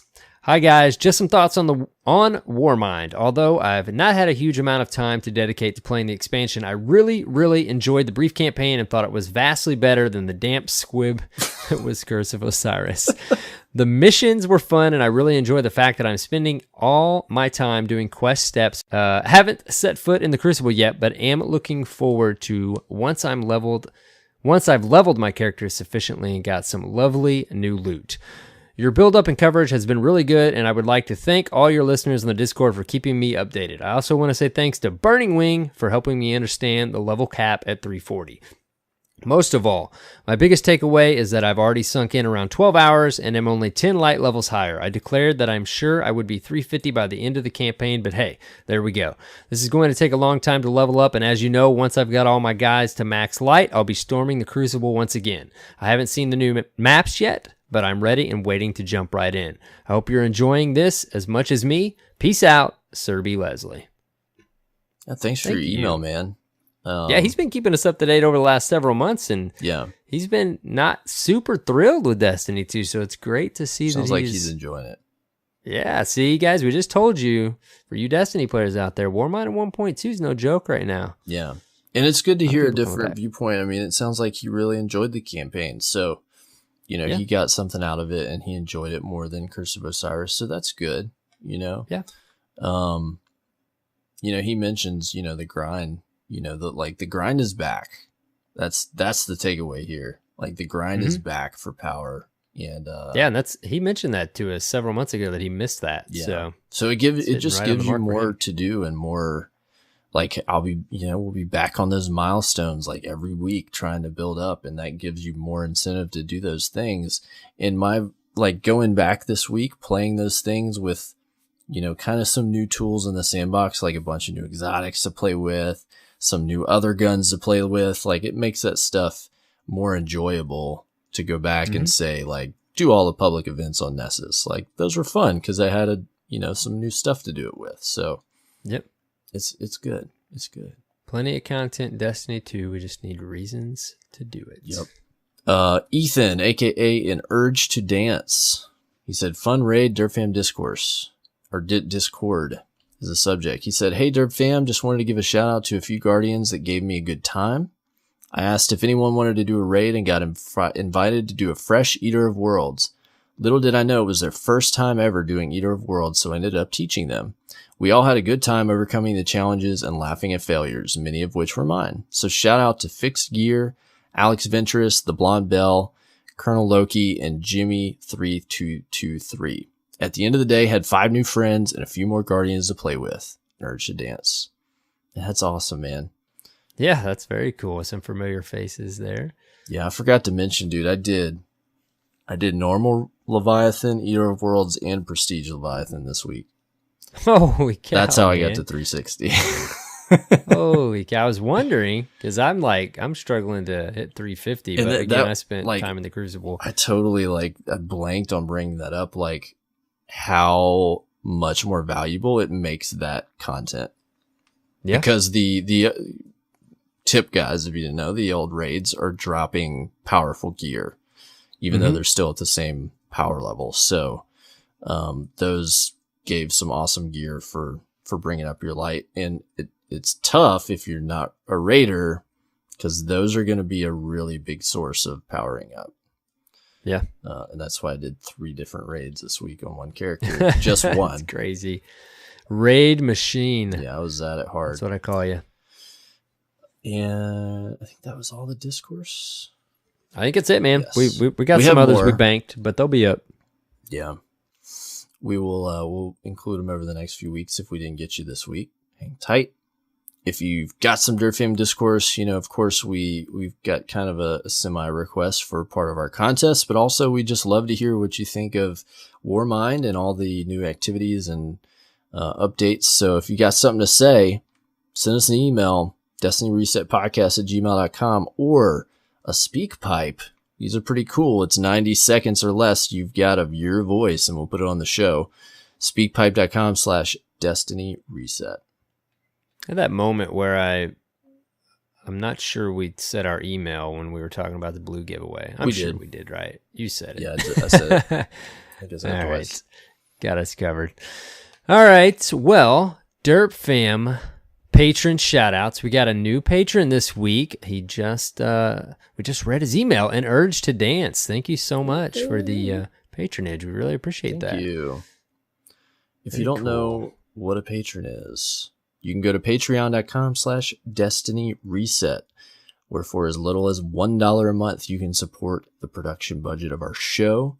Those dollars go towards things like hosting fees and subscriptions to stuff that we need, and buying new equipment, and just all the fun things that it takes to put on a great show for you guys month after month, week after week.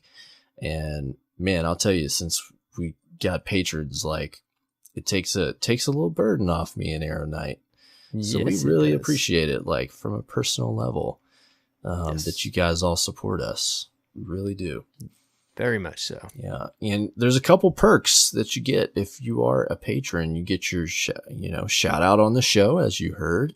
You get your name on our website in a little section just for Derp Fam patrons. You also get an invitation to a Discord channel just for Derp Fam patrons and supporters, where you can pick our brains and ask us stuff about how we do the show or something we talked about. We're pretty much an open book over there. So it gives you a little access and a good place to do that. Also, if you want to support us and you don't want to do it through Patreon, that's okay too. We've got a PayPal button where you can send us a tip. Maybe you want to buy us a cup of coffee. Just go click that PayPal button over on the website, DestinyResetPodcast.com. Cyborg does drink coffee while we record. Yeah, because I'm always, every show, I'm having to tank up on that coffee, man. Hence the fact that it's 2:13 in the morning right now. Exactly. That's it for this week, buddy. I think so, dude. We just hit the 2-hour mark. Yep, so that's the sign. Time to go. Minus any edits, but we're there anyways. Where can people find you? You can find me on Twitter, YouTube, and Twitch at AER0KNIGHT with a 0. What about you, buddy? Perfect. You can find me at CyborgSasquatch on Twitter and Mixer. Finally, you can find us at Destiny Reset on Twitter and www.destinyresetpodcasts.com. That's your source for all things DRP, including links to subscribe on your favorite podcast app of choice. Thank you for your iTunes reviews. Do we have any new ones this week? We do. We're on a roll. We had 2 last week, 2 this week. We've got 2 new 5 out of 5s. Nice. I'm not going to say the username of the first Guardian because I feel like it's a phone number. Maybe not, maybe so, but we won't do it. But thank you so much. And then we've got another one from A Disc. Thank you guys very much. We appreciate those reviews. If you listen 5 written reviews to us on Apple Podcasts /iTunes, please go give us a review. You can just drop the amount of stars you feel appropriate, or you can write one out. We really appreciate them. Every review helps to get us seen by more listeners looking for Destiny podcasts. Yes, very much. Very cool. Thank you. Dude, it's time to get this show posted and probably not fit any more Warmind in this evening, tonight, but maybe this morning. But this reset we will. Yes, this reset as you're listening. All right, man. Good times. Until next week, have fun playing Destiny 2, and take care, Guardians.